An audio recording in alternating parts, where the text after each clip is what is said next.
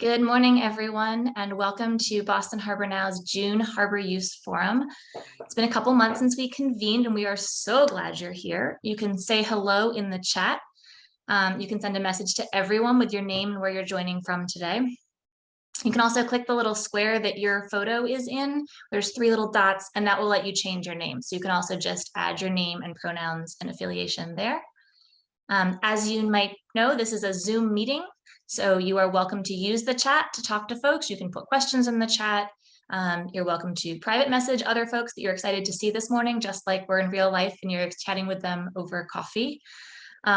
This session is being recorded, so if you don't want to be seen on screen or heard on screen or in the recording, you definitely can change your settings, keep yourself on mute, keep your camera off.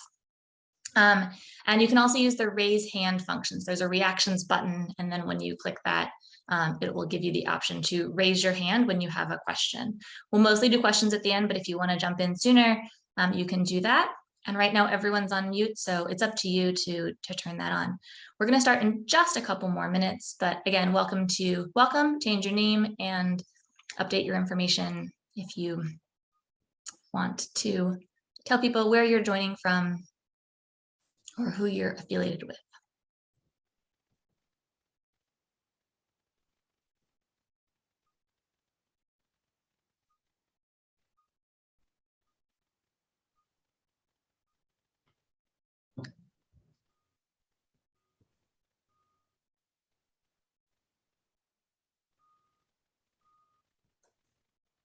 All right, Kishore, do you want to get started?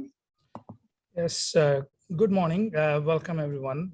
My name is Kishore Varanasi. I'm a principal at a design firm in Boston called CBT.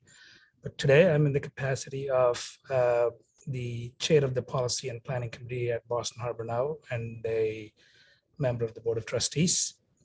For those of you who are joining for the first time, Harbor Use Forum is a monthly event, for the most part monthly, that we try to bring various stakeholders who are working on the waterfront, whether it's on the public or the private side, to these conversations. So all of us, whether you are an individual citizen, an advocate, or a community member, you name it, have an opportunity to understand what's happening on the waterfront. And those of you who are returning participants, thanks for joining us again.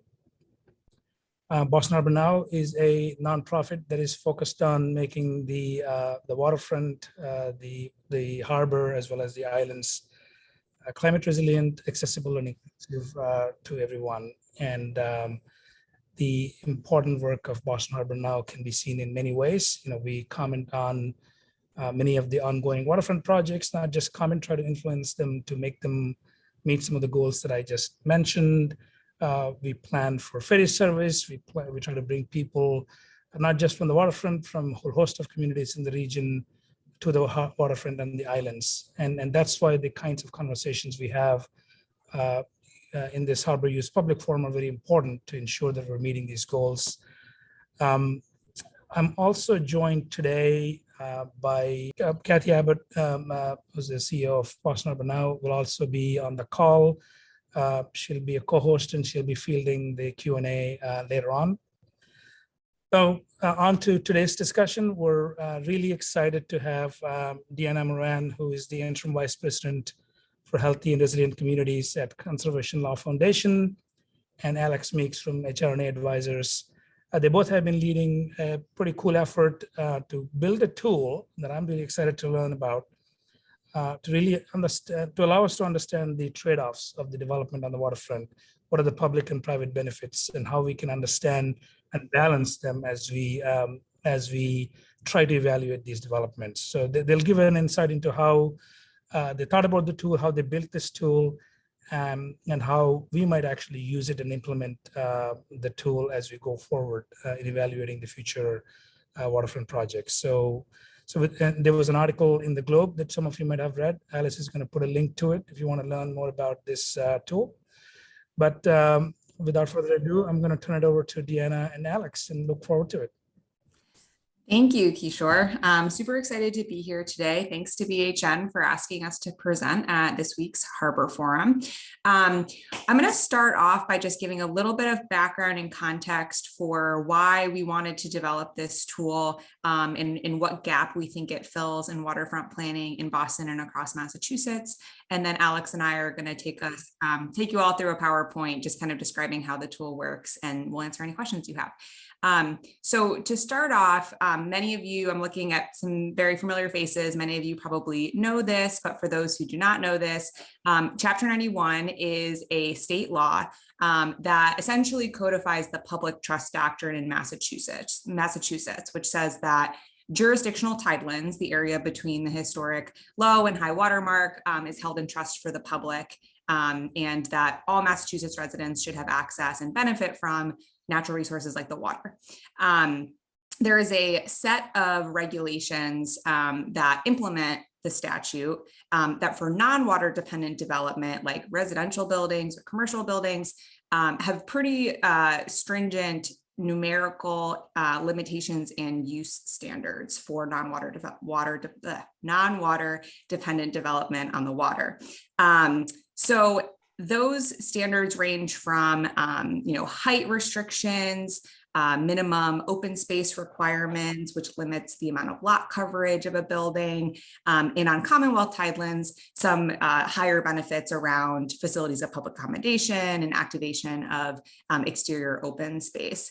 In an instance where a city like Boston or any city in Massachusetts that's developing jurisdictional tidelands, there is an option to develop a municipal harbor plan, which gives the municipality a little bit of flexibility with those stringent standards and allows them to make trade-offs and to depart from those minimum standards in exchange for instance, providing greater benefit at a different site or providing different types of benefits on the same site. And in some instances, which we're seeing an increasing number of, the kind of mitigation is what it's called for departing from those baseline regulations is a monetary contribution. So especially in places like Boston, where the waterfront is largely built out, the kind of benefit in exchange for going beyond the regulations has more recently kind of increasingly been a monetary contribution to something, to a project on a different site, to a fund, to infrastructure improvements nearby, things like that.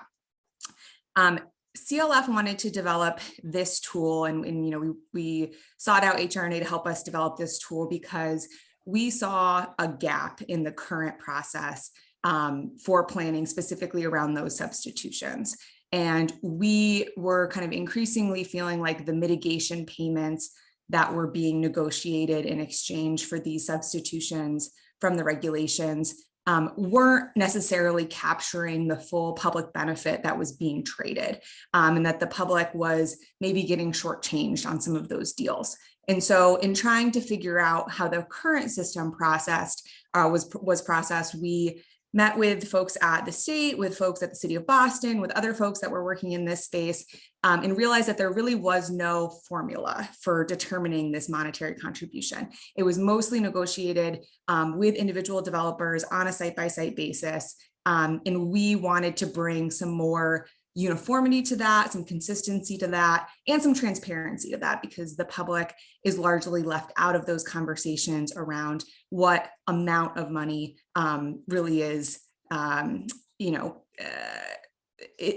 what amount of money the substitutions kind of equal out to. And that's a hard conversation, I think, for a lot of members of the public to have when they don't have the background in real estate development or have a pro forma right in front of them to tell them kind of, what those benefits really estimate out to.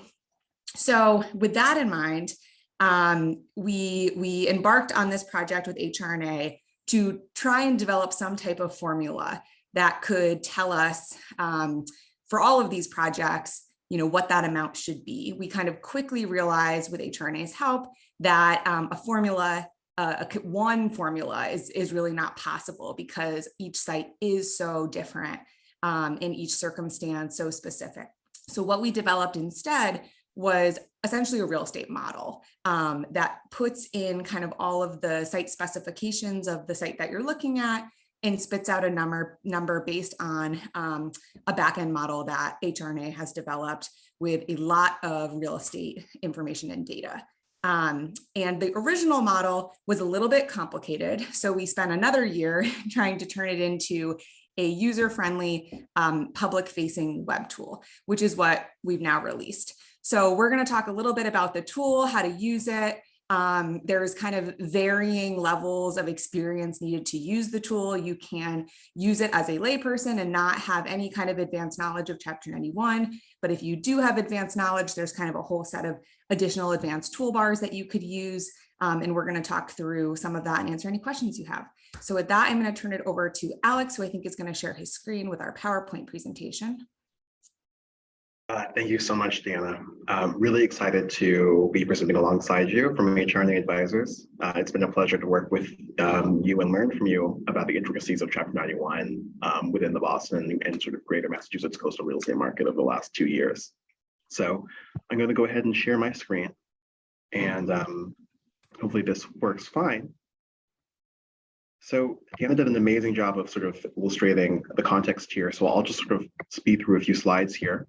As many of you already know, and as Deanna sort of summarized at the beginning of this meeting, sort of Chapter 91 of Massachusetts general laws codifies the public trust doctrine when it comes to public access to the waterfront. And in this sort of very cartoonish illustration at the bottom of the slide, you sort of see this image of a sort of compliant urban shoreline that has open space dedicated to the public facing the shoreline. And sort of very stringent height limits sort of from the point of the water that affects building heights. There are other sort of Chapter 91 requirements as well, and this is just sort of a simplified image of what some of them might look like when it comes to building form. And on the right side, you see sort of a quote unquote non-compliant urban shoreline where there's a lot of density near the shore, less public access. But that sort of density at the waterfront is extraordinarily valuable from the perspective of a project owner or from the perspective of economic development. So already you're sort of visualizing here the trade-offs between sort of the value of public access and sort of the economic value of waterfront development. I can actually skip to this slide. So with CLF's guidance, HRNA developed a financial model that simulates the financial returns in terms of estimated residual land value of projects. And as Deanna said, there was no sort of formula we could come up with that would actually do a good job of explaining the trade-offs here. So what we did was we built a model that basically simulated returns from 2 different projects.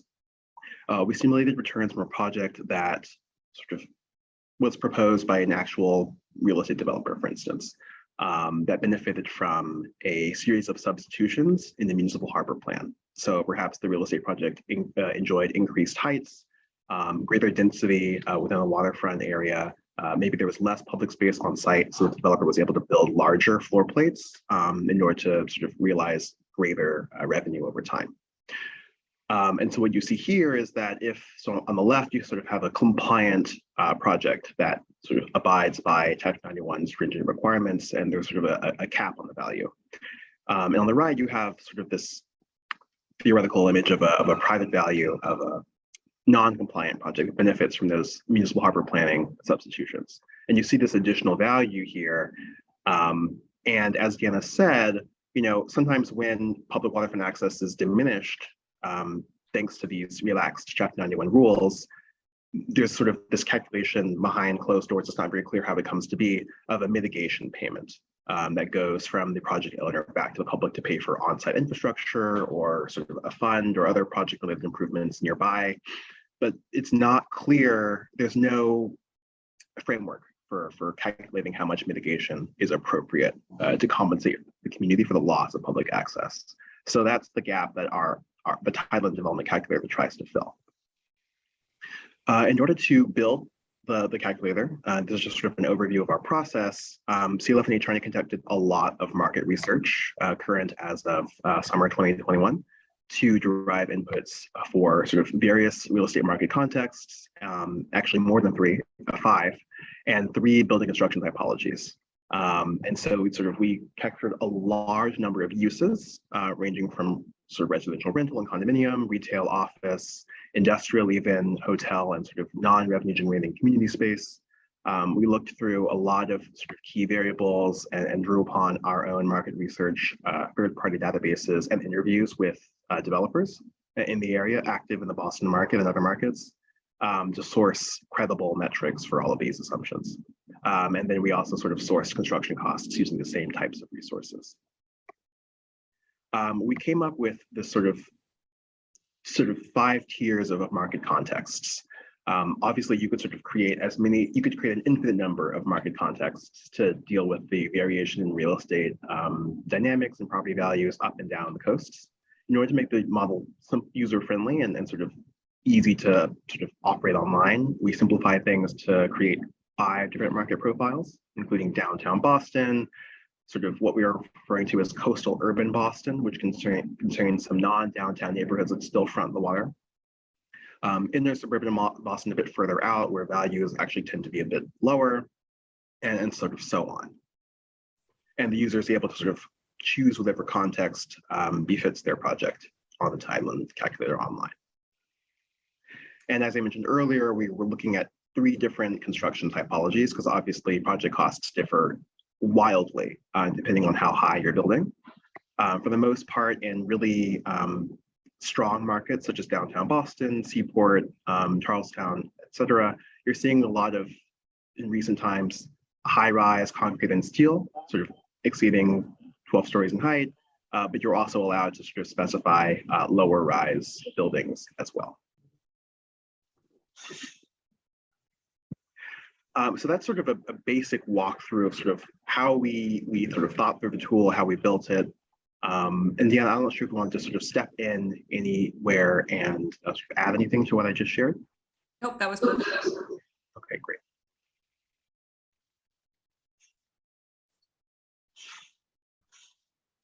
Okay. Do we have the sample project to run through with them? Happy to.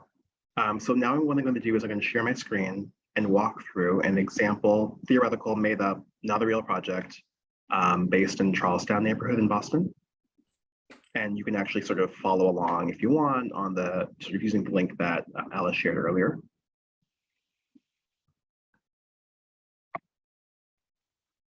And thanks so much for the comments. I'm seeing sort of a really great comment on life sciences, which, as is correct, sort of the values there are higher than office. And we have a note about that in the FAQ of the tool.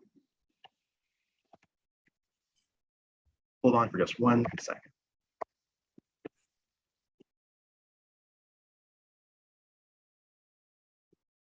Great.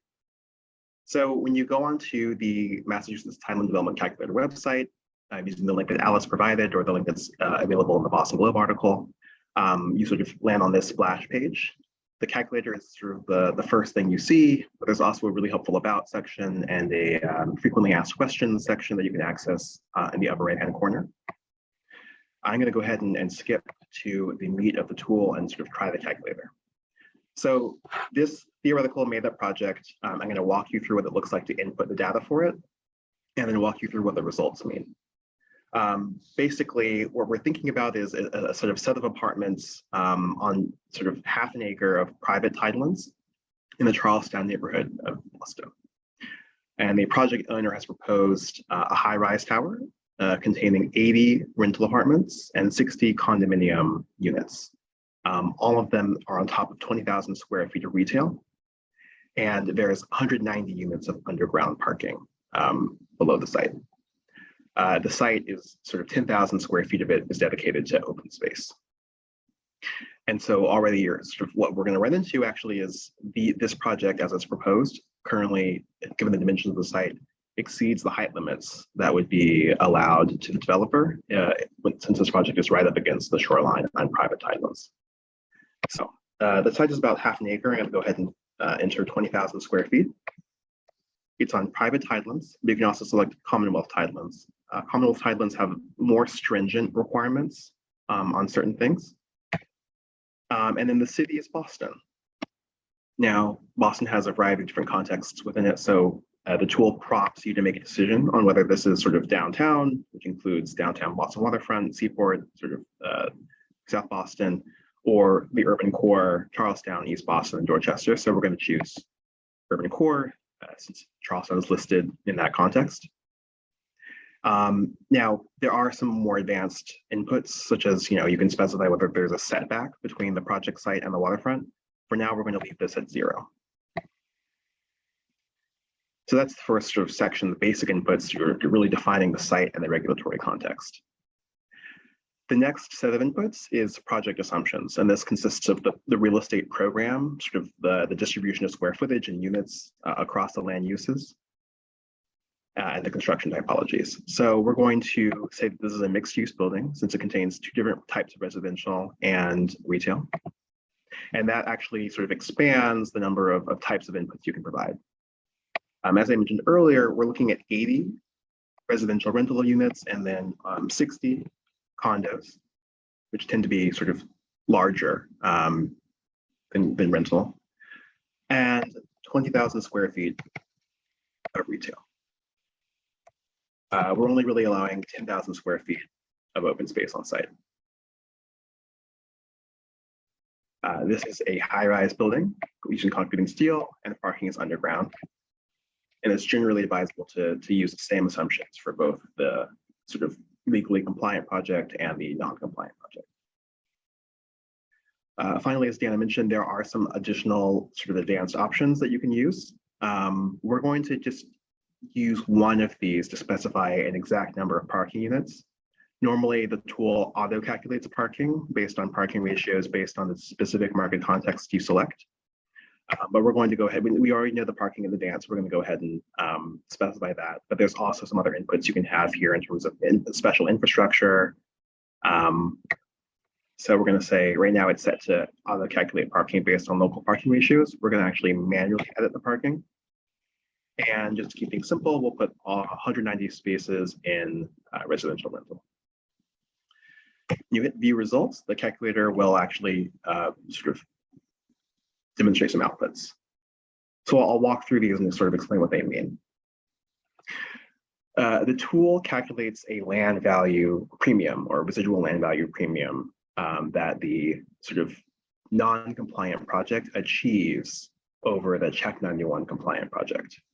And so what you're seeing here is sort of, this is a low end and a higher end range.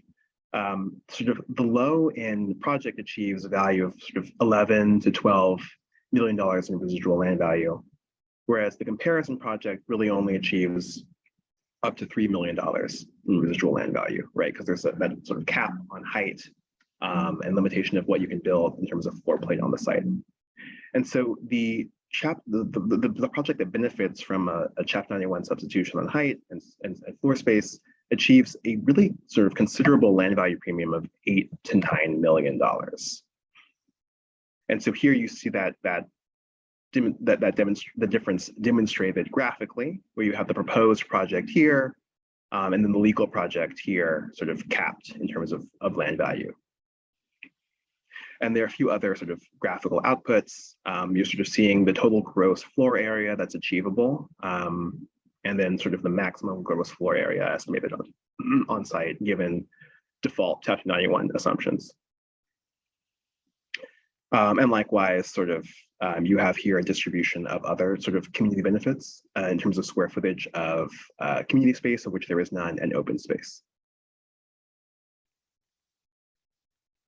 So that's sort of an example of how you might build a project. It really only took me a few minutes to do so. And then you can sort of course, tweak assumptions as you wish and sort of rerun the model to understand how a different assumption might tweak your results. And I just want to chime in and say a little bit more about the residual land value premium that we're kind of isolating here. It was important to us that we really be isolating the specific premium that a developer is getting because of their departure from the Chapter 91 regulations, which is why we landed on this residual land value number. This obviously does not take into consideration other requirements that the developer would have regardless of whether they were developing on Chapter 91 land. So if there are affordable housing requirements that they have to meet or other contributions under state or local rules, that's not incorporated here. And this land value premium also does not reflect a reasonable 15 to 18% profit margin that the developer would expect to get on the project. So it is not the $8 to $9 million figure that we're showing here is not all of the profit that the developer is making on this project.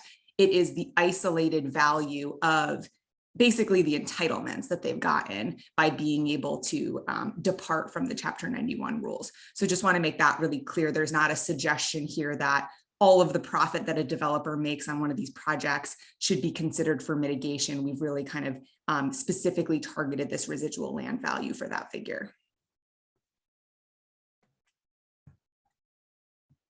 Okay.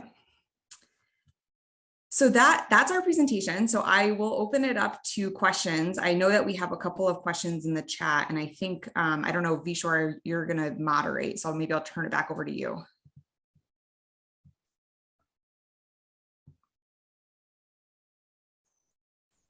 I'm actually going to pull in Kathy as the question moderator. Happy to jump in. Kathy, do you want to start with your own questions and then I'll get some from the chat? I don't see anything in the chat, in my version of the chat. Oh, here we go. So one question right off the bat, super simple. You guys had a map of where the different types of geographies were located. Can you speak to both where the seaport and falls in that? Like, is it part of South Boston? Is it its own thing? Like, where do you draw some of those lines? Sure, happy to take that question. So we, based on our market research, regard Seaport as one of the strongest markets in the metro area. And so we bundled the Seaport market and South Boston and downtown waterfront Boston in the same context, which is the strongest values when it comes to office residential. And then the follow-on question from someone else in that neighborhood is, should there be an option for life science different from residential and office? You sort of, I noticed you noticed the question, Alex. Yeah, you could speak to that. That's a really good question. We wrestled with sort of including additional land uses in our model assumptions, but decided that sort of for most intents and purposes, we should probably lump in life science to office. It is true that the most sort of attractive life science buildings command rental premiums over and above that of sort of traditional Class A office space. But we're not seeing a huge concentration of waterfront lab space in the Boston area. Really? That's a surprise. That's all we hear about. We're seeing a lot of sort of life science development in the Boston metro area, a ton. Right, but right, waterfront parcels are just not generally big enough. Lab spaces, especially wet lab, sometimes dry lab, require large floor plates. Most of the developers we've spoken to in the last year or two have been almost entirely lab space proposals. This is in the waterfront. Anyway, we've got more questions. Well, Tom's got his hand up and he had that last question. He might be able to speak to some of his experience on lab space. Thank you. Thank you. Oh, Tom. Thank you, Alice. So at least along the Fort Point Channel and within the Flynn Park, and I suppose the Flynn Park is unique given the model that exists for Chapter 91 space, the aggregate model for Chapter 91 space in the Flynn Park that maybe is a different discussion in and of itself. But along the channel, clearly, every project that we've seen in Chapter 91 space is a lab. So that was kind of what was prompting the question, right? And perhaps, Alex, we can take one or two of those projects and run it through the model and come back, right, with at least what the output looks like.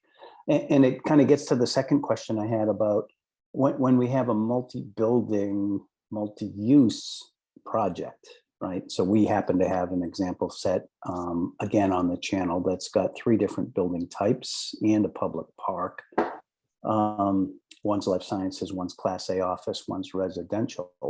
I'm kind of really interested to see how the model handles that kind of a project. Dorchester Bay City probably fits, is another probable use could be used to test the model as well, and I'm sure there's others around the city. So, yeah. I just want to jump in really quick and say a few things. Thanks, Tom, for your question and for your comments. On something, so I want to say first on something like Dorchester Bay City, where it's, you know, similar to Suffolk Downs, a master kind of build out, to model those projects, you would need to model each building individually. Just, I want to throw that out there because we did talk about that and talk about kind of master redevelopment of an entire large kind of square foot area, and you'd have to do it on a building by building basis. The other question just around lab space, yes, totally agree. We've seen actually a ton of lab space on the waterfront recently, and I know Chris and some others from the BPDA are here, and I'm sure that they can speak to that. These market assumptions, correct me if I'm wrong, Alex, are from 2020, I think. Yeah, updated 2021, but yes. 2021. And just want to acknowledge that this tool will, the back end kind of real estate assumptions on this tool will have to be updated every 3 years. So as you know, we start to see changes in the real estate market in Boston and changes in the assumptions, this, you know, the tool will fluctuate with that. But we feel, you know, at this point with the market assumptions having been updated just in 2021, it's, you know, the tool is pretty timely right now, and may even build in, you know, some conservative estimates coming out of COVID. Yeah, I just to kind of clip my comment, because I don't want to dominate the discussion. We're seeing cost per square foot, pricing per square foot for life sciences in our neighborhood, right above $100 right now. So if the model clearly isn't pricing or considering that premium, then we just need to, it needs to be called out so that it can be so the conservative estimate can be appropriately annotated, right? And my last, I guess, question, Deanna, was any input to the development of this from industry groups like NAIOP or anything like that? Or is this just kind of a standalone effort between HRA and CLF? So I'll let Alex talk a little bit about, I think you mentioned this earlier, but just kind of how they sourced a lot of the background data. And I know that involves some interviews with developers. In terms of kind of ground truthing this tool, we did have several meetings. We met with advocacy community. We had a couple of meetings where we demoed the tool and took feedback from the city of Boston and from folks at the Waterways program. We did not specifically have a meeting prior to launching the tool with NIOP or any Boston-based, any Boston-based real estate groups, but I'll let Alex talk more about kind of sourcing the information. Thanks, Deanna. We did speak to 3 or 4 developers that are building actively in the Boston area in 2020, to source and sort of check some of our assumptions to make sure that they were actually reasonable. And that was especially useful for construction costs, since data on that can be sort of very hard to get otherwise. That's all. And one of the questions was whether you guys had met with DEP and involved them in the process at all. Yeah, we have met with them. We met with them a few times. We met with them while we were developing the tool and before we released it. I think the specific question in the chat was whether they had endorsed it. They have not officially endorsed it, but they were consulted when we were building the tool, and we incorporated some of their feedback. Thanks, Deanna. And Bud, you've been very patient. Sure. Good morning, everybody. A couple of questions. One is, I wonder if how you would account for what I think is now happening, where actually complying with Chapter 91 or doing better than complying with Chapter 91 by providing great public amenities or flood protection, not only for the site, but for the neighborhood. If you look at what's happened at 100 Acres and Dorchester Bay City and other places, those amenities are going to increase the market value of what's built there. So not necessarily decrease it as the model would suggest. And I wonder if you've thought about how to incorporate that. And secondly, a number of us have long advocated for BPDA to have a set formula that it would use for calculating public benefits. How could this be extended to get to that, to actually determine what that mitigation dollar might be, if you follow me? Yeah, so I'll start off and then I'll let Alex weigh in. So first, just want to say that is what this tool is intended to do. This is supposed to be the mitigation value. So that $8 to $9 million value that you saw when we calculated the residual land value, that is what we are suggesting should be considered for mitigation. Your question about kind of public amenities and benefits, and I think you had also put in the chat something around climate resilience. We've actually gotten that question a lot. So this tool is not, and Alex will explain this better. This tool is not built to kind of incorporate values from climate resilience that are harder to calculate, that would require a lot of kind of on the ground, very specific, localized, basically survey data. What it can do is it can incorporate estimates of infrastructure costs. So not that this is a great climate resilience strategy, but just as an example, if there was a seawall as part of the project, that the construction costs and the infrastructure costs of that could be entered into the model under the advanced settings. And then that could be incorporated when the residual land value is calculated. So they would be essentially credited for those types of infrastructure improvements and costs.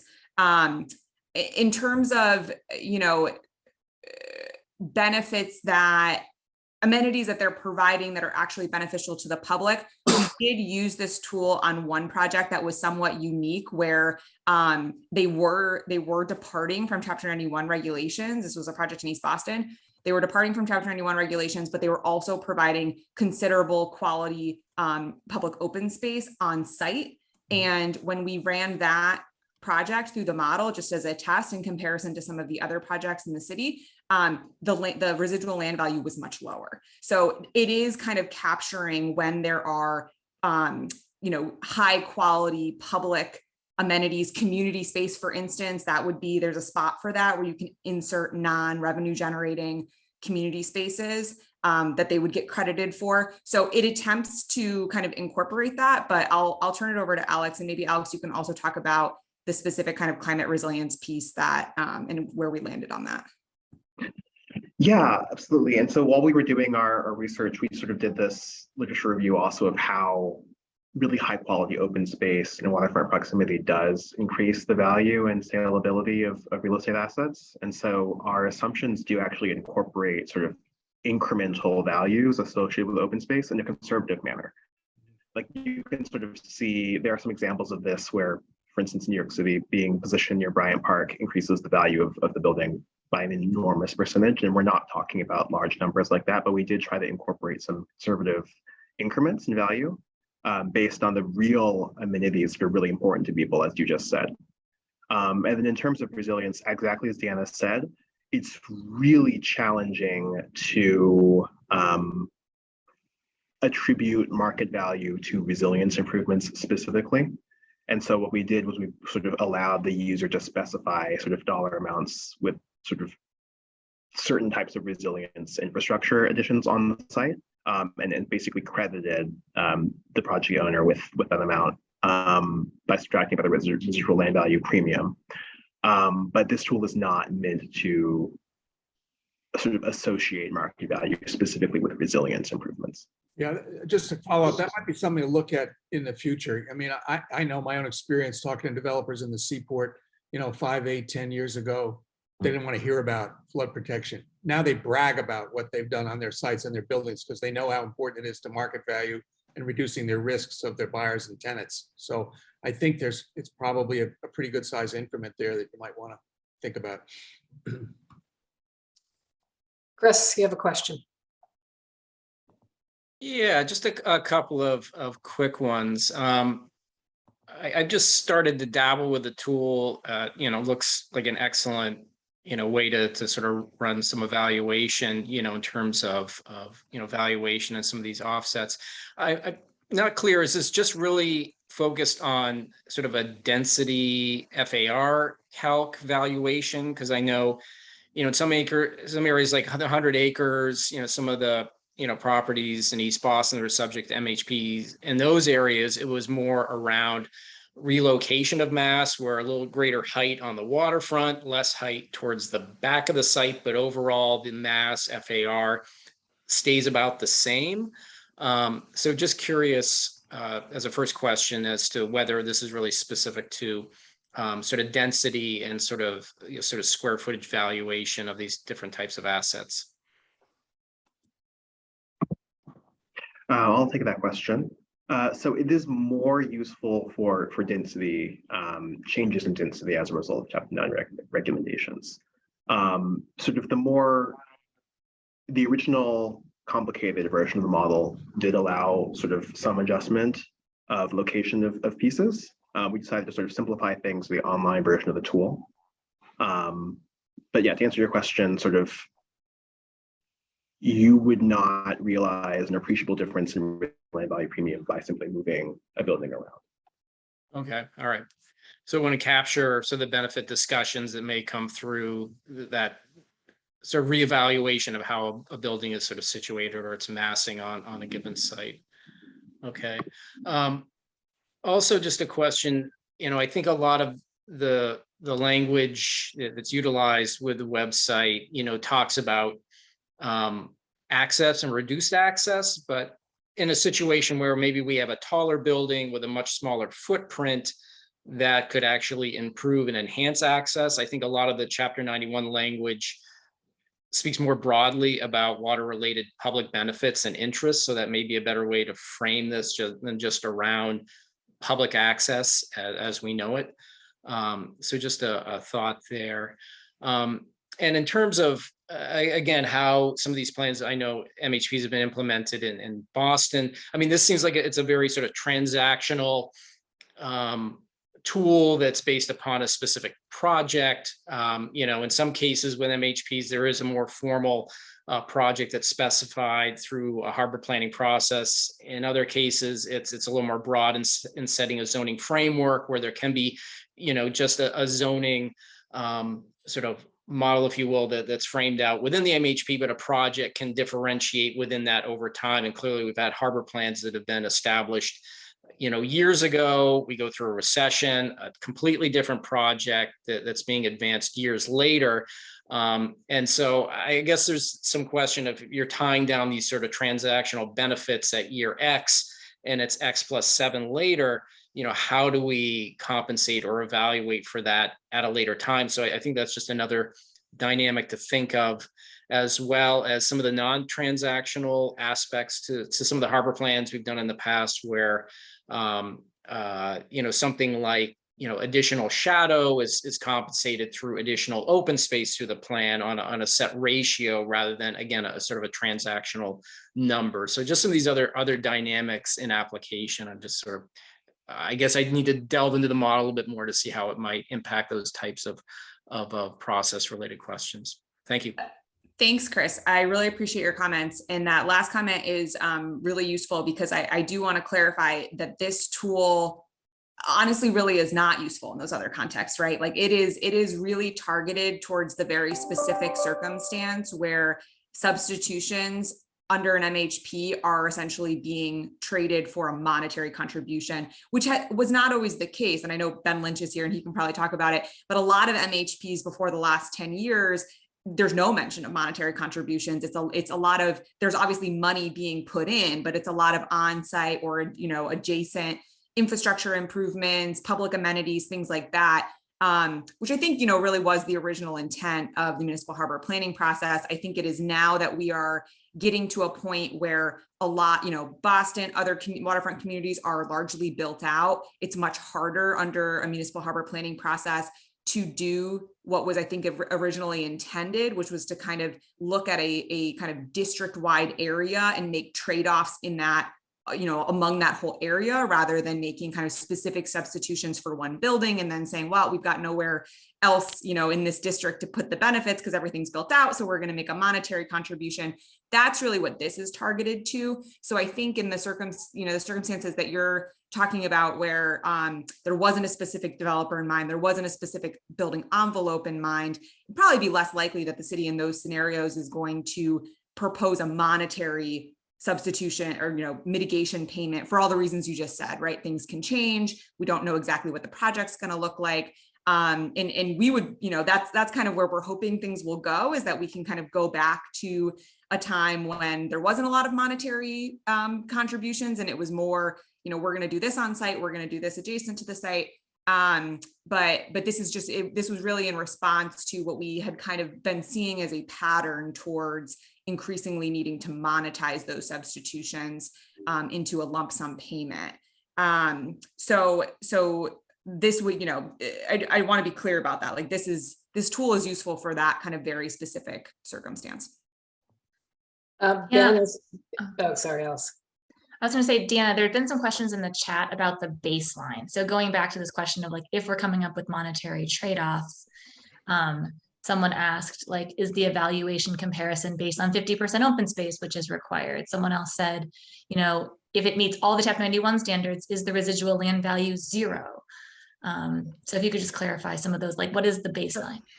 So I'll let Alex talk a little bit about what residual land value means and how it's calculated. In terms of like what the baseline is a completely compliant Chapter 91 project. So unless you have an MHP that approves substitutions for your site, you are required in Massachusetts to meet all of your Chapter 91 obligations, which would be whatever the height limitation for your building is on that particular site, 50% open space. If you're on Commonwealth Tidelands, you've got a facilities of public accommodation requirement. So that is the baseline. And then I'll let Alex talk more about kind of what that means in terms of residual land value. And maybe Alex would be helpful too, to just explain to people what we're really talking about when we say residual land value, because I don't want people to assume that what we're saying is if, Chapter 91 compliant makes no profit. Exactly. So there's sort of an extra slide here, which I think is helpful, that kind of does a visualization of what we mean when we say residual land value. So at the left, really, or sort of at the right, sort of this orange bar here is the market value of a project. So this is the value a project could obtain if it was sold on the market after being constructed. At the left, you see a breakdown in terms of what that matches up with in terms of development costs. So the model basically factors in hard costs associated with construction, soft costs associated with design, insurance, things like that, financing costs associated with the cost of debt for construction, and then developer profit, which we sort of anchor at a 15 to 18% internal rate of return based on industry standards, depending on the land use. That's an annualized return. So after 10 years, that could be sort of a considerable profit. Residual land value is sort of the value of the real estate left over after accounting for sort of hard costs, soft costs, financing costs, and sort of the developer's minimum required return. And it sort of can be thought of as the sort of residual sum left over after you've sort of scoped out the project that would be available for purchasing the land, while still meeting your minimum required 15 to 18% return. So as Deanna said, it's not pure profit at all. It's basically the amount of value the amount of land value created based on what you're planning on the site.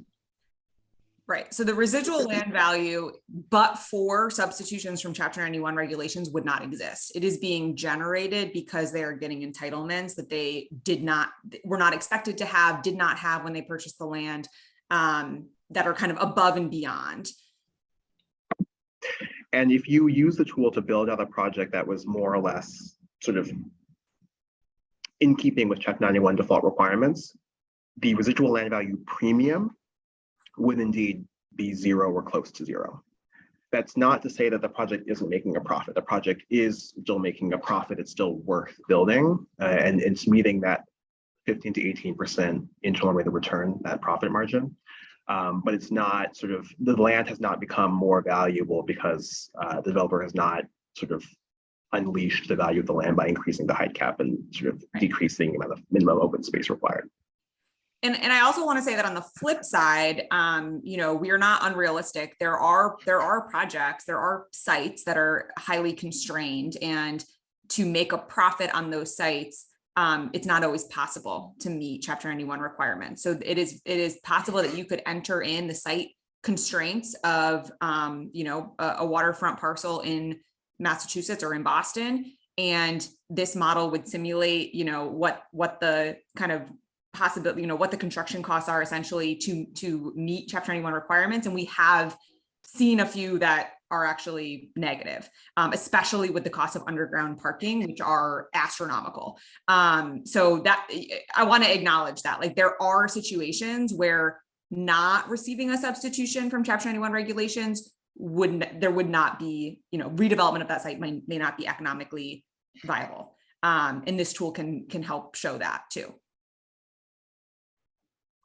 Thanks, Deanna. I was going to bump it over to you, Ben, if you've got, if you're willing, given your years of experience with Chapter 91 and municipal harbor plans and all things waterfront development. I think folks would be really interested in hearing your take on the tool, your thoughts on the tool. Sure, thanks, Kathy. And I'm sorry for showing up late this morning. I had a few technical issues at home, which is fairly common in my case. But so I really haven't looked at the tool that closely yet. I wanted to attend today's meeting and learn more about it. And so far what I'm learning is it's a really interesting analytical tool, I think. And one of the things that I learned over my years at DEP, and still being sort of on a consulting basis to them, continuing in that role, is that we tried as best as we could to get all of the public to get compliance with the standards, and then compliance with whatever substitutions and that may have been granted to a site through an MHP,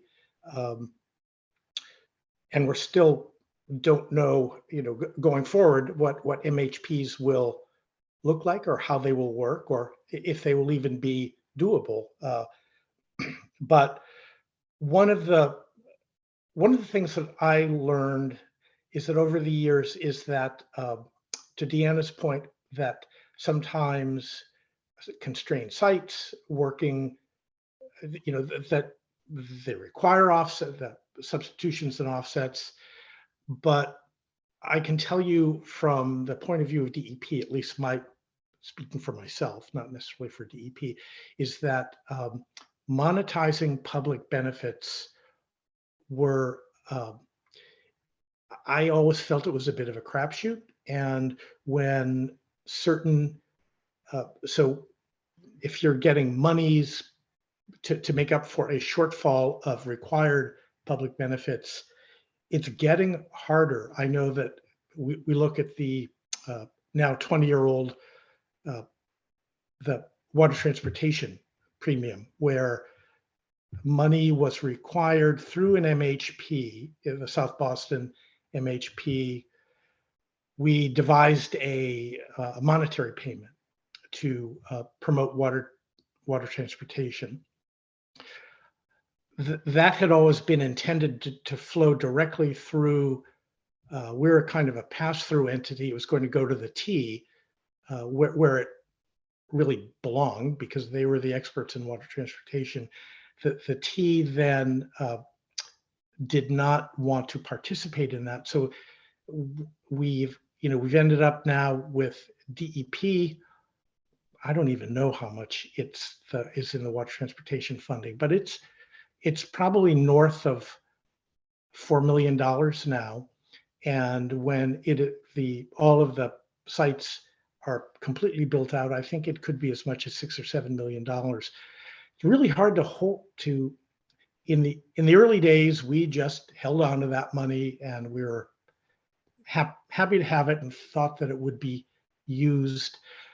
But what has happened now is that through administration, through ANF, that money has now, DEP has become more of has had almost an accounting role thrust onto it, which is really difficult to maintain, to report, to analyze how those funds have been expended, or when they have been. So it's monetizing public benefits I think it's really hard to do. This tool, I think, will be helpful in understanding that. But monetizing public benefits, my conclusion was it's better to get all of the bricks and mortar, whether it's bricks and mortar, real things, or programmatic elements on the site.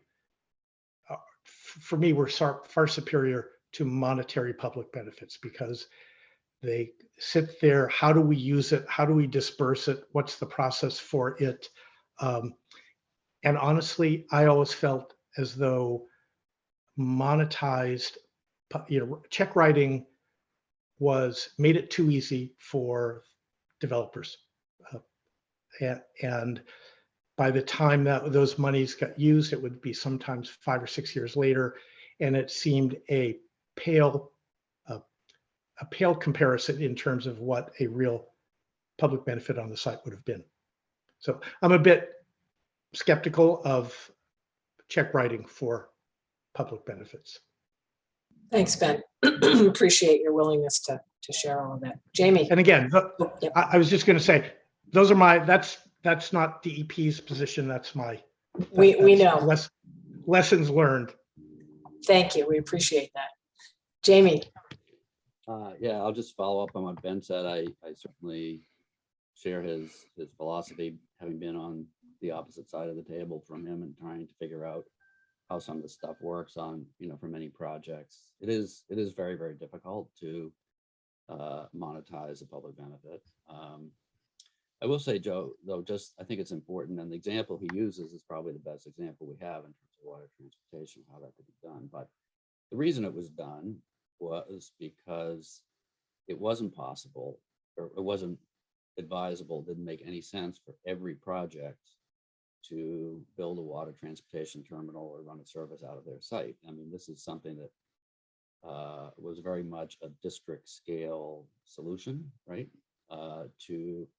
And the PPDA did the planning studies to say these are the areas that we want these terminals to be in, and they'll serve this catchment area of a quarter of a mile, a half mile. So I mean, there was a lot behind that program that actually made a lot of sense. I wouldn't just toss that out as failure. I think actually it's a success in many ways, but it does show you the complexity of how about going about doing it.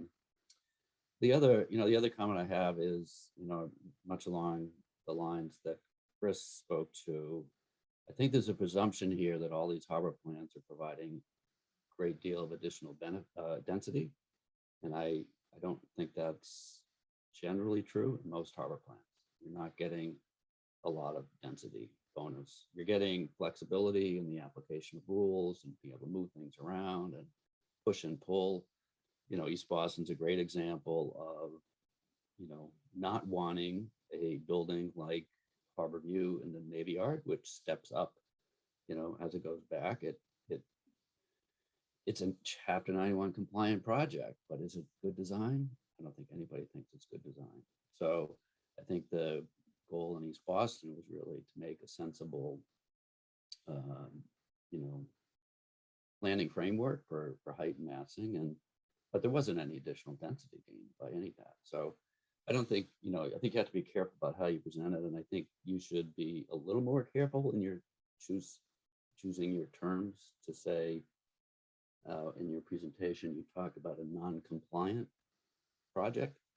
There are no non-compliant projects that get Chapter 91 licenses. They're all compliant. And I think you should try to maybe focus, as you said in your words, Dan. This is about harbor plan modifications. They're all compliant, right? Even with the harbor plan, gives you more height. You're compliant with Chapter 91. Chapter 91 is built in to its regulations, harbor plans, and we can go back and talk about the whole history of that and why that's the case. But I think you should just, in your public presentations here, try to be as you were, Deanna, a little more specific about the case that this tool is useful for. But I also think, this could be actually a very educational tool for everybody.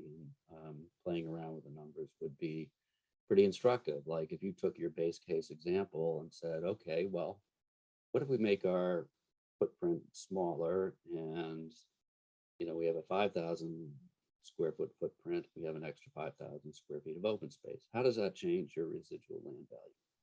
Does it increase it? Does it decrease it? How significant is that? If the public gets 50% more open space from this project, what's the financial implications of that? Similarly, and you mentioned obviously, Deanna, that there are many other folks at the table other than just Chapter 91, and things like affordable housing, right? Certainly play into it. I assume you can adjust somewhere in this tool, you can adjust the amount of affordable housing required in a project, and that would affect the residual land value. Is that the case? No, the residual land value is specifically targeted to the entitlements under Chapter 91. It doesn't account for any of the other developer requirements that would be required on non-jurisdictional tidelands. So, yeah, I mean, then you get into the whole issue. That's, assuming the harbor plan is done correctly and zoning and the harbor plan are in alignment, right? There certainly are lots of, and I would say, most of the licenses, a lot of the things that the BPDA is asking for in terms of monetary contributions through their, Article 80B review end up being built into the license as well. So affordable housing is not an eligible public benefit under Chapter 91, not as an offset. No, and it's not monetized either, but I'm thinking about other things that have contributions to the 4-point channel water sheet activation plan, for example, are as much a part of the BPDA approval process as they are part of Chapter 91. So, but it's great. It's an interesting tool, and it would be more interesting if you could play around with affordable housing. You might learn a lot about that. But it also, be a way of sort of, maybe we have a difficult time, even in the city, of kind of accepting additional density. And we all know that we need it. We need more housing. We need more development. But, this tool sort of at least can give you an idea of what potential benefits there would be by allowing greater density. And that might help some people think about it differently. Thanks, Jamie. Charlie. Yeah, a couple of points. Going back to the water transportation thing, Ben and others, Jamie, I think you're right. There was a need for something beyond the sites. Everybody wanted to build a ferry dock, and that didn't seem to be practical. I think the reason that broke down, Ben, frankly, in hindsight, was that MBTA has never wanted to expand their water transportation, and therefore they didn't want to agree to take on that responsibility. And we've seen that more recently. I say that in very general terms, but that they didn't want to take a more dramatic or expansive view of water transportation. Hopefully sometime that will change and those resources may be more useful. I wanted to make a couple of other points. First of all, I think, Deanna and Alex, the tool being simplified is actually a great benefit because it gives you a very broad base of what the residual value is and a basis for starting conversation, whether, and I think Alex mentioned that an earlier version of the tool got into more complex subdivision of different parts, but that's where you get into difficulty because you begin to get predictive about different kinds of benefits and so on and so forth. So I think keeping it simple is actually a great benefit because it gives you a starting point in the conversation.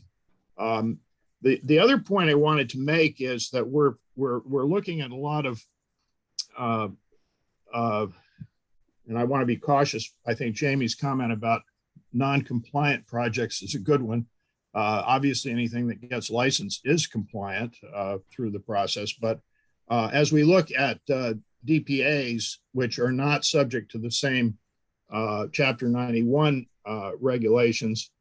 It almost seems, particularly as there are more and more diversifications of DPAs, particularly like the seaport, that a second tool might be needed because obviously there's a great deal of added residual value in seaport and DPAs when non-DPA uses are added. It probably is not useful to use the same tool, but there may be a simple variation of it that could be used for the DPAs. And that gets into the life science land uses and so on and so forth. So in general, I would commend the process, and I think what's necessary now is for us to try and use it and see how it can be applicable. But as a broad baseline of added residual value, it's a great starting point for conversations about public benefits. I would agree. And I also, to both Jamie's and your point, Charlie, about water transportation, that's really true. On a sort of a district-wide basis, that I think that was the only way that it could be done. And the great problem is now for DEP is it's not a transportation agency, and it's got all this transportation related money that's really hard to manage. I think my point was that DEP does not manage funding very well. It's an administrative burden. As I used to say, the only thing worse than not having any money to do something at DEP was to have money, because the program is just too small to be able to encompass all of the different public values, and that was my greater point. It's hard to manage money at DEP, but the district-wide and looking at resiliency as well as water transportation, those will only be solved and at a district-wide scale. So I agree with you on that, and so that's and the DPA. I think your point about the DPAs is a very good one, because what we're seeing in the Flynn Marine Industrial Park now is a real diversification beyond what we, I guess I would say, I ever thought would have been possible. So. Thanks, Ben. I don't know if everybody's following the chat, but Deanna, do you want to say anything more about the residual value and its relationship to mitigation? Bud's question about. Sure. Yeah. So I just clarified for Bud that he asked how much of the residual land value we were suggesting be allocated towards mitigation. And I just clarified that we're suggesting that entire value be considered for mitigation, since it is being kind of solely generated by the departure from Chapter 91 baseline regulations, and it is not diminishing or displacing developer profit. I don't know if everybody saw Tom's question. Tom McShavey, he asked about the Pinnacle project and whether CLF had applied this to that, and they have not. They're not looking at past projects. They're intending to use this for projects going forward. You can't tell me Deanna in the middle of the night didn't wake up and apply that to the. I'll never tell, Bud. We want to know. We take her out for a beer, Bud, to get the answer. There's nothing stopping you from putting it in there yourself. Yeah, and it's interesting. In all the presentations Don and his group did, they always put a profit at 8%. So we're giving them more. Yeah, that's a good question I have. There's sort of developer profit, and then there's what the developer needs to go out with to get financing. Are those separate numbers? I don't know if Alex has any background on that. I mean, you're representing what, 15, 18%? Yeah, I think, around 10% for Pinnacle, but I mean, someone going out and they need to complete their capital stack, is it all the same, or are we dealing with different numbers here to make a project viable? That's a good question, Chris. And the 15 to 18% internal rate of return I quoted was after financing is achieved. So I think the IRR would be sort of higher without the cost of debt, where you're sort of going out to lenders, but we're not modeling that sort of pre-debt calculation. And just to make a difference between sort of profit and internal rate of return, right? The internal rate of return is an annualized percentage rate of return.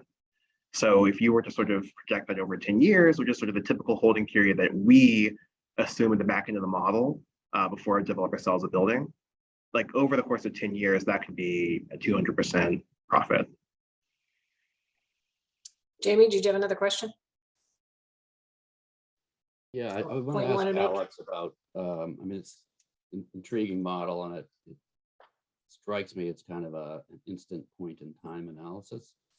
How do you, or how does your model build in, or does it build in sort of the concept of market risk, about the amount of time that it takes a project to get approved in the city of Boston? You know, just go around the waterfront, right? Van Pier, Van Chapter 91 license was issued in what, 2004? And here we are 20 years later, still not done. Clipper Ship Wharf was originally approved in 1985, reapproved, you know, after 2000, but, you know, just opened now. I mean, taking 20 years is not unheard of for waterfront projects. I mean, it's like mind-blowing in a way, but it's probably more true than not true on projects on the waterfront. So how do you, you know, when you're sort of trying to anticipate a residual land value, you know, from a harbor plan, I mean, how do you take into account the risk of the market changing over the course of time it takes to develop a project, or the amount of time it takes to get all of your entitlements in the city of Boston? That's a really good question. And I just want to acknowledge that the model just isn't capable of sort of handling the level of regulatory uncertainty and sort of entitlement uncertainty that you're just outlining. But you're right, it can make or break the financial case for a project if it takes 20 years to develop it and the developer is hanging on to the property for 18 of those years before a shovel hits the ground, right? That's huge, but it was very challenging for us to, you can't standardize that variable. You just can't. And so that's just a really good point you've made, and that's sort of, I just want to acknowledge that, but the model isn't capable of sort of handling that level of regulatory uncertainty because the variation is as you just illustrated, it can be so enormous. And in response to Tom's comment, I mean, yeah, it's certainly not easy without a harbor plan, right?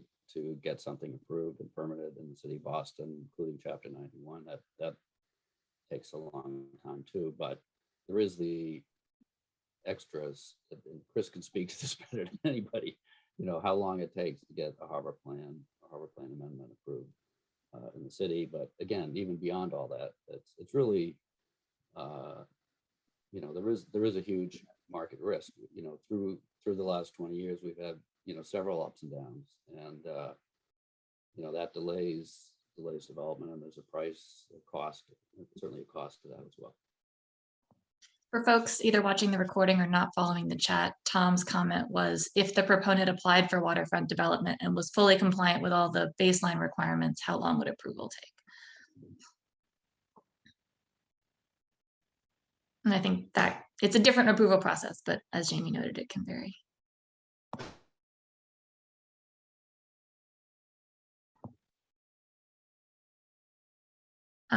Does anyone else have questions? It looks like we've been through most of the things in the chat, people with raised hands. Charlie. Yeah, I wanted to respond to what Jamie was just saying. You know, of course, we've all experienced these cycles, but I would suggest that if we take the tool as a starting point, it's a calculus that a lot of developers use when they take options on properties, when they add value to a project by doing the upfront work and maybe flip the project because they've added value to it. There are a whole bunch of tools that are used to deal with those uncertainties, which we've certainly seen over time. Again, I just think that starting with the residual value that's added is a good way of looking at it from the public benefit standpoint, as opposed to the added value standpoint that most developers take. So I think these things tend to sort themselves out over time. And obviously, many of the projects change dramatically from, over a 10 or 20 year time frame from the standpoint of use and so on and so forth. And there are many ways that they adapt to those changes. But a lot of it is just the difficulty of getting started because of even infrastructure issues. I mean, preparing a site for a large project and so forth. You don't want to put a shovel in the ground until all of the T's are crossed and periods are in place. So I do think the market takes care of some of that stuff, and it's still a useful tool to start with. Thanks, Charlie. Sarah. Thank you, Kathy. I just wanted, since we have a few minutes, circle back to life sciences for a quick minute. And I guess where beyond what we talked about earlier, that there's definitely what I would say added value to the developer in creating life sciences right now. There's also the fact that in at least the city of Boston, none of the mechanicals are attributed to zoning. So you could have a compliant height building with either to the MHP or to the PDA or to Chapter 91. If you have 50 more additional feet of mechanicals on that building, you are creating substantially more shadow on the water sheet, depending on how close it is to the water, onto open space parks, should there be green space around the building. And so that diminishes the use of activities on the water or on the land that are public benefits. So I'm just curious and want to point out that this is something that sort of new that we're grappling with in this scenario, and just for thoughts in terms of the modeling, Alex, or just in general. Thank you. Thanks, Sarah. It's a good point. And unfortunately, that's an issue for DEP. As I think the way that DEP historically has determined height is in deference to how the municipality measures height, which is to the highest occupiable floor, which would not include mechanicals on top of the roof. So this tool would not incorporate that. This tool would consider a building that is otherwise meeting height requirements, but maybe has 30 to 50 feet additional height of mechanicals on the roof to be compliant with Chapter 91, and DEP would consider that building to be Chapter 91 compliant and eligible for licensing. So, Chris, I'm throwing this to you. It'd be great to get some help from the BPDA on this going forward. In terms of really, I've heard that there are, design standards being created and thoughts about where to locate life sciences. So just some food for thought if you could take back. It isn't a message that I haven't said before. Thanks. Any more questions, comments? Anything else Deanna or Alex would like to say about the In the chat, there's a couple notes that the BPDA also sometimes collects mitigation funding, similar to DEP, less often. Bud asked, Chris answered. And Chris, if you didn't catch that, was from the BPDA. He says the only funds he's aware of are the Fort Point downtown plan that are administered through the Fort Point operations boards. Those are used for activation and programming around the Fort Point channel, and folks can learn more about that, Fort Point operations board and Fort Point channel activation. And then recently they started collecting funds in the far eastern side of the seaport in the Ray Flynn Marine Industrial Park, resilience funds and infrastructure funds from new projects that are not maritime based, but are so hopefully contributing to the well-being of the district. So the thing with the resilience funds, I think the way that works is the BPDA EDIC construct the projects, and then there are provisions within sort of license and licenses that have those properties sort of finance the debt on those. There's separate funds that are being also established for, mitigation updates to waterfront industrial infrastructure within the park and those assets. So that's a different funding mechanism as well. So there's not a pool of cash that's currently coming in from those projects. Thanks, Chris. Tom, you've got a question? I do. I just wanted to follow up on what Sarah was saying, which I think is important in terms of the mechanicals. I just wanted to make sure, Alex, I thought I heard you say earlier that the current calculator does not account for massing right on the water versus step back. Is that true?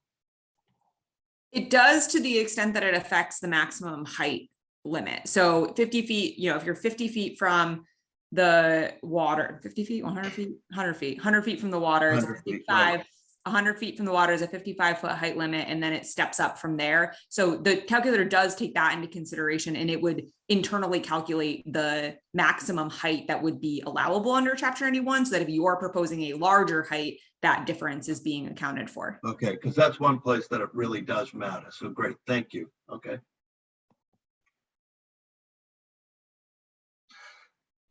Anything else?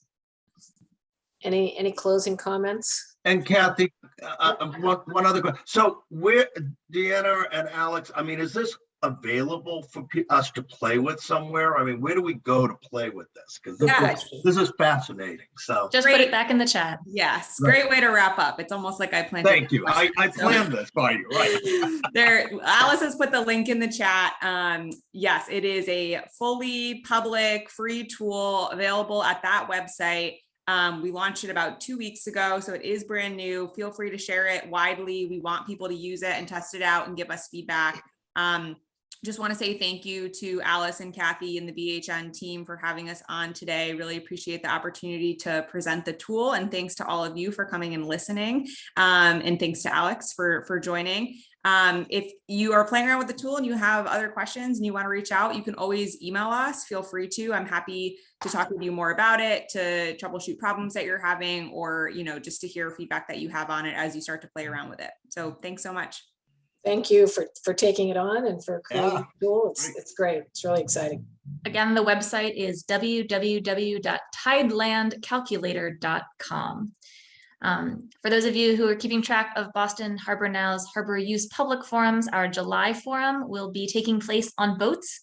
You can join us on July 27th to ride the Seaports ferries, learn about future docks and service for this district and what it took to build the Lewis Mall dock. We do not have the Eventbrite ready quite yet, but we encourage you to join. There will be a hybrid option so you can watch online, but you want to come ride the boats. So hopefully you can join us in person. You can learn about upcoming forums and other great events around the harbor at bostonharbornow.org, where you can sign up for our monthly email updates, or you can follow us on social media. We're on Twitter, Facebook, Instagram, and I'm told LinkedIn. Thank you again for joining us today. Stay well and give this new waterfront development calculator a try. Thanks, everybody.